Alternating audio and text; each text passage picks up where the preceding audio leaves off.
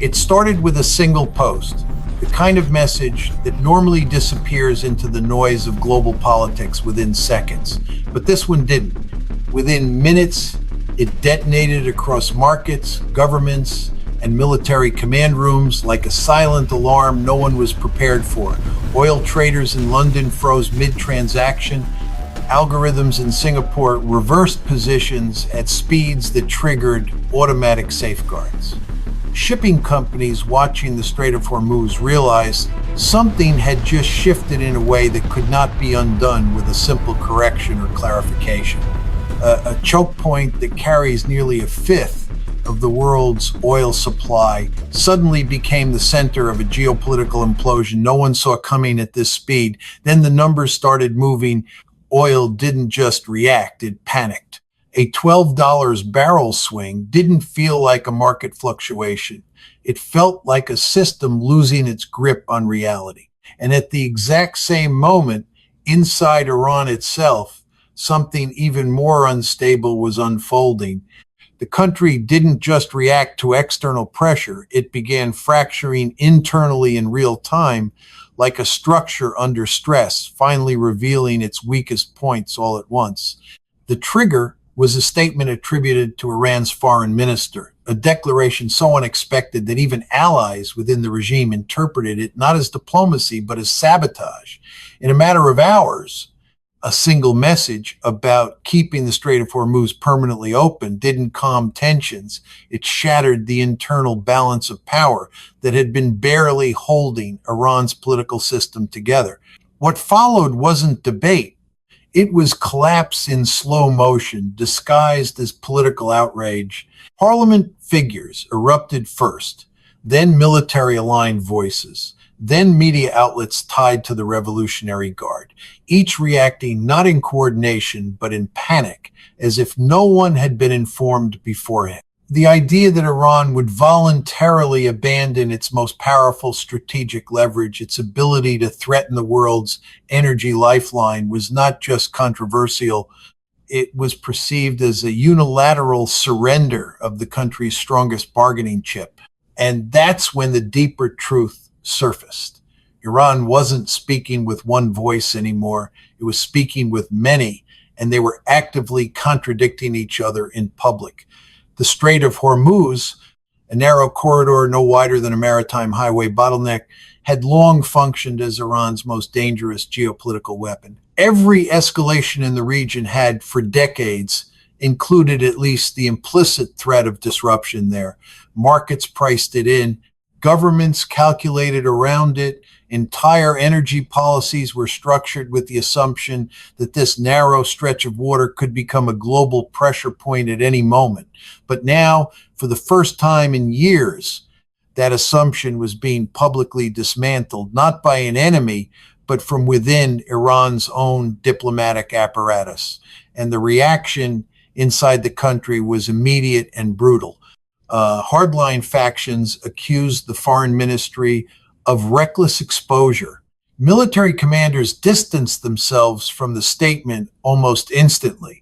State-aligned media began walking back interpretations within hours, as if trying to erase the shockwave before it fully registered in public consciousness. But the damage had already escaped containment. Outside Iran, traders recalculated risk in real time, and what they saw was not stability returning, but leverage evaporating. Oil prices, which had surged above $100 on fear alone, collapsed just as quickly once that fear was removed from the equation. Within the same trading window, barrels that had been priced under wartime assumptions dropped into the low dollar ADS, wiping billions in speculative positioning off the board. And that collapse wasn't just financial, it was geopolitical. Because Iran's entire negotiation strategy had been built on one core mechanism, the ability to turn global economic discomfort into political pressure against the United States and its allies.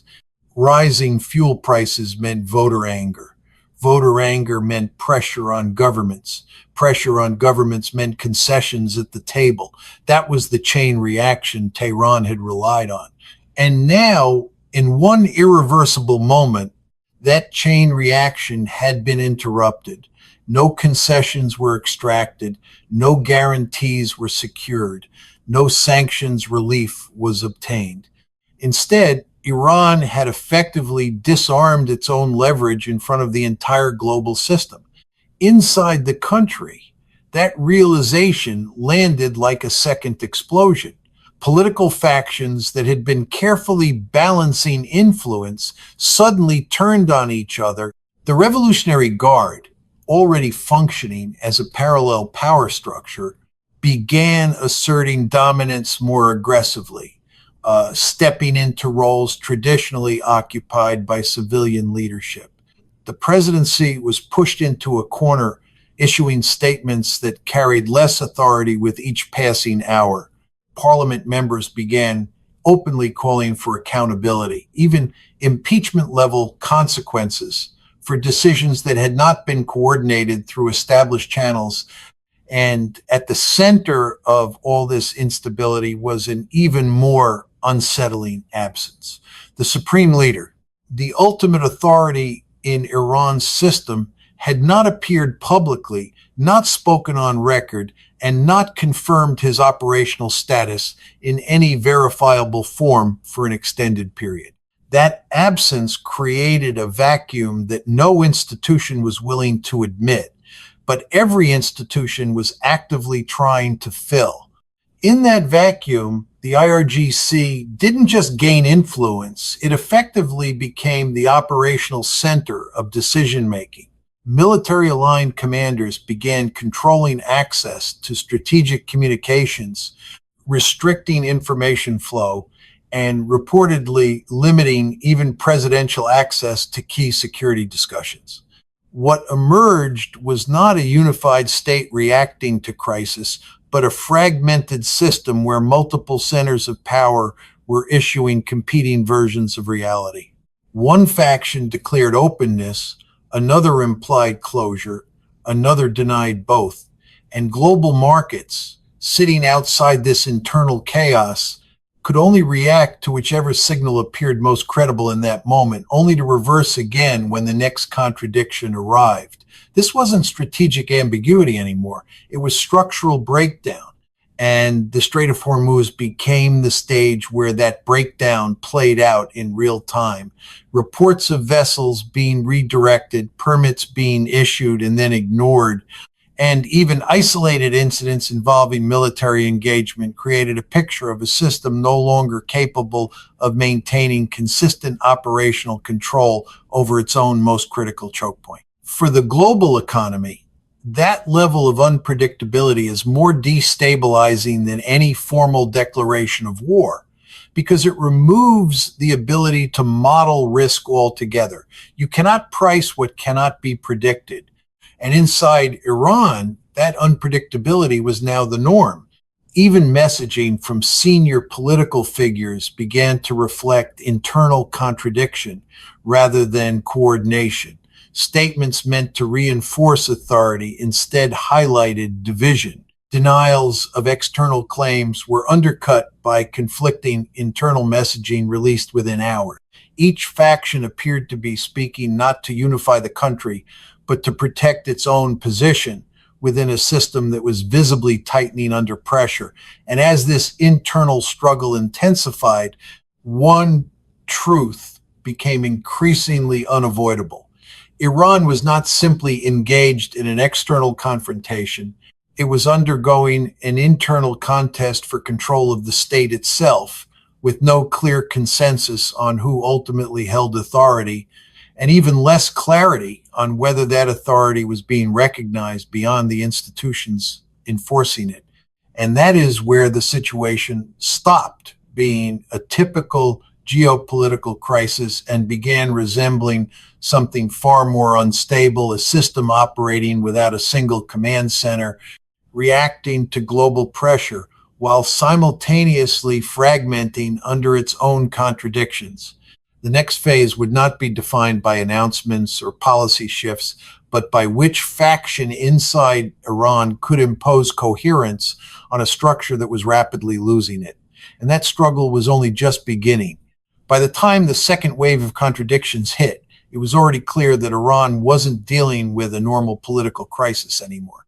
It was dealing with a system where authority itself had become unstable, where every official statement risked being overturned within hours, and where the gap between what was announced and what was actually enforced had become so wide that even insiders struggled to keep track of the real position of the state. The Strait of Hormuz, once a carefully managed instrument of pressure, had turned into a live demonstration of that breakdown. One moment it was described as fully open, a gesture framed as diplomatic de-escalation. The next moment, hardline aligned voices were insisting that access remain strictly controlled under military oversight. Then came reports of reversals in shipping guidance, vessels being redirected mid-transit, and sudden enforcement actions that contradicted earlier assurances entirely. In a functioning system, this would be considered a policy shift. In Iran's current condition, it looked more like competing authorities issuing parallel realities and forcing the world to guess which one would be enforced at any given hour. Inside the country, the consequences of that confusion were immediate. The Revolutionary Guard was no longer just influencing policy, it was actively shaping it in real time, stepping into roles traditionally associated with civilian governance. Military-linked media began asserting operational control over maritime decisions, explicitly stating that passage through the strait required coordination with IRGC naval units. That single assertion effectively downgraded the foreign ministry's authority in one of the most strategically sensitive domains in the world. And yet, even that did not resolve the contradiction. Because while military channels projected control, political factions inside parliament were openly attacking the foreign ministry for statements they claimed had damaged national leverage. Calls for impeachment were no longer theoretical warnings. They were being voiced in live reporting and official interviews. Accusations centered on a single idea, that Iran had surrendered leverage without extracting anything in return, exposing itself economically and politically at the exact moment it should have been maximizing pressure. But beneath all of that, the most destabilizing factor remained untouched: the absence of a visible, functioning supreme leader. In Iran's constitutional structure, ultimate authority is supposed to rest at the top, providing final arbitration when institutions clash. But in practice, that role had become functionally silent. No confirmed public appearances, no verifiable audio addresses, no independent confirmation of decision-making activity, just fragmented statements released under his name, filtered through institutions that themselves were in competition. That vacuum changed everything, because without a central authority capable of enforcing coherence, every faction began operating as if it was temporarily responsible for the survival of the system. The IRGC tightened its grip on security infrastructure. The presidency attempted to maintain diplomatic continuity, but found its authority eroding with every conflicting statement issued by rival institutions. Parliament oscillated between support for hardline escalation and public frustration over strategic mismanagement. And the foreign ministry, once the face of negotiation and external messaging, became a battleground for internal blame. Meanwhile, outside Iran, the reaction was becoming more detached and more mechanical. Markets were no longer responding to intentions, they were responding to instability itself. Every contradictory statement triggered algorithmic recalculations. Every reversal in Hormuz policy triggered immediate repricing of risk. The oil market was no longer reacting to supply and demand fundamentals. It was reacting to uncertainty about whether the rules governing supply even existed in a stable form. And that is where the economic dimension became critical. Iran's strategy had always depended on a simple chain reaction: disrupt global energy flows, raise prices, create domestic political pressure in consuming countries, and force negotiations under stress. But that chain reaction only works if the signal is consistent. Once the signal becomes chaotic, open one day, restricted the next, enforced differently depending on which authority is speaking, the market stops reacting with fear and starts reacting with volatility management. Fear drives prices up. Uncertainty destroys the ability to maintain those elevated prices because traders begin to price in reversal risk faster than escalation risk. That is exactly what happened. The spike above $100 per barrel was not sustained. It collapsed not because the conflict ended, but because the market stopped trusting the direction of the conflict. Within a single trading cycle, the premium Iran had created through escalation evaporated through contradiction inside Iran. That outcome was politically devastating because it meant that not only had leverage been lost, it had been lost publicly in real time in a way that exposed internal disagreement to the entire world. Hardline figures framed it as betrayal. Reform-oriented figures framed it as miscalculation. Military-aligned institutions framed it as necessary correction. But none of those narratives could restore what had already been priced out of the system: credibility. And credibility in a geopolitical confrontation like this is not just perception, it is power.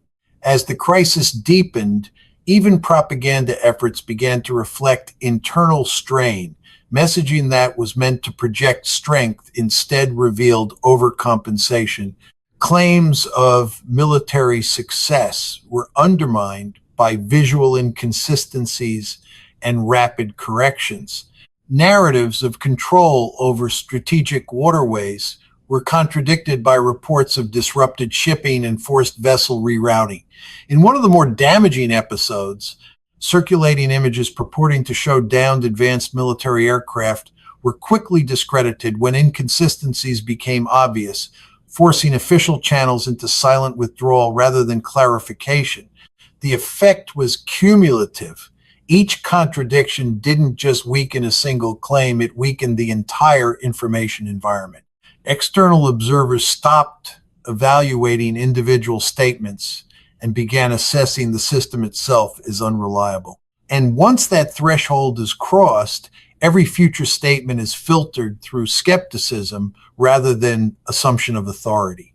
At the same time, internal power consolidation continued. The IRGC's role expanded further into administrative and strategic domains, effectively transforming it into a parallel governing structure operating alongside and in some cases above civilian institutions. This shift was not formally announced, but functionally observable through decision patterns: who issued directives, who enforced them, and whose decisions were actually implemented on the ground. The result was a hybrid structure that no longer resembled a traditional state hierarchy. Instead, it looked like overlapping command systems competing for control of the same national infrastructure. And in such a system, coordination is not assumed, it has to be constantly enforced. Without a recognized central authority capable of arbitration, enforcement becomes fragmented, and fragmentation becomes visible externally almost immediately. That visibility is what made the crisis different from previous periods of Iranian internal tension. This time, the fractures were not hidden behind diplomatic language or delayed reporting. They were happening in real time across public platforms, military statements, market reactions, and shipping disruptions all at once. And as the situation reached this level of instability, one question began to dominate external analysis. If Iran cannot maintain internal coherence during a controlled escalation, what happens if escalation becomes uncontrolled?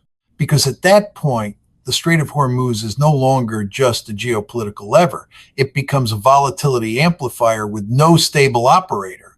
And in that environment, even small incidents, an inspection dispute, a miscommunication between naval units, a contradictory order issued by competing authorities can scale into global economic shocks within hours. By the end of this phase of the crisis, that risk was no longer theoretical. It was embedded into market pricing, diplomatic calculations, and military contingency planning across multiple countries. And inside Iran, the system was still not converging toward unity. It was continuing to split, adapt, and reassert competing versions of control over the same strategic space.